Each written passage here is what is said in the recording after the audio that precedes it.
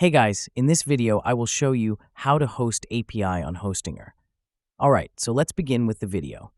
First things first, head over to the Hostinger website and sign into your account. After logging in, you'll be directed to your hPanel dashboard.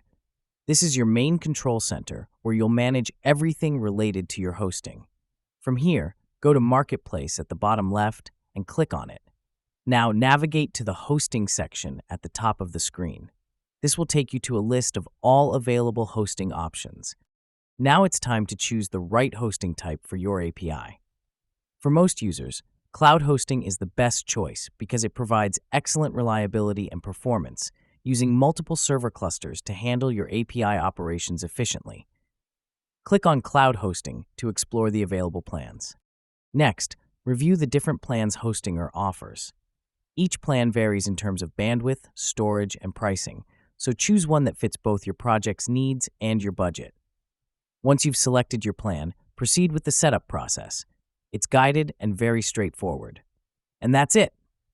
So that is how you can host API on Hostinger.